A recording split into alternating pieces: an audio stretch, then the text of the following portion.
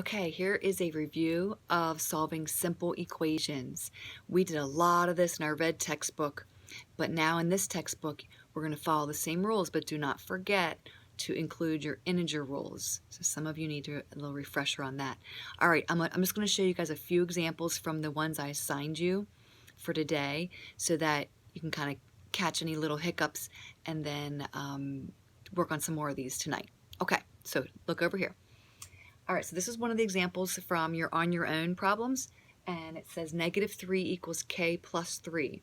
I chose this one to show you, to remind you that if you don't like seeing the variable on the right side, you're welcome to just reverse this whole problem. So you could rewrite it as k plus 3 equals -3 if you'd rather have it like that, okay? Some students like to have the variable on the left side. All right, then you want to ask yourself what's happening to the variable.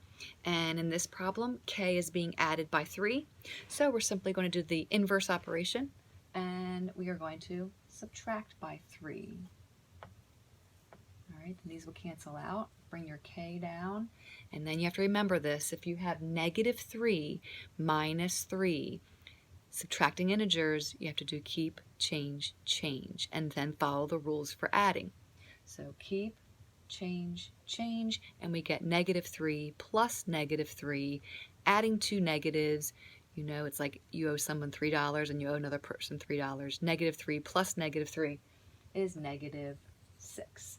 And you can always check your work by putting your solution back into the original equation. So -6 would go in for k, -6 plus 3 is -3.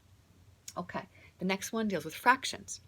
I kind of chose a few that were from fractions, decimals, etc.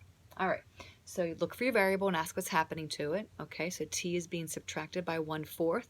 So you are going to add 1/4 here and here. Bring down your variable. All right, so -3/4 plus 1/4. Remember, if you're adding two different signs, you ignore the signs and subtract. Okay, so let's ignore the signs and just do 3/4 minus 1/4. You know that's 2/4, which reduces to 1/2. And then look back into your problem and look at the two numbers and their signs. The number that has the higher absolute value. So since they're both fractions and they both have the same denominator, just compare the numerators. Okay, -3 is a higher absolute value than +1, so the answer is negative. You'll take the negative sign, -1/2. Okay, just a couple more. All right, here's another one with subtraction, but with decimals. So you're going to find the variable, which is g, and g is being subtracted by 1 7/10. So we are going to add 1 7/10 there. Be careful adding and subtracting decimals. You do on the decimal point up. Okay, so you bring down your g. Now I have -9/10 plus a positive 1 7/10. So if you're adding two different signs, you need to ignore the signs and subtract, which sometimes is going to mean that you have to reverse these numbers around. So you could rewrite this if you'd like to as 1 7/10 on the top and subtract 9/10 underneath of there. Okay, so you can borrow from here, bring down the decimal point. You're going to get 8/10, and then look at the two numbers.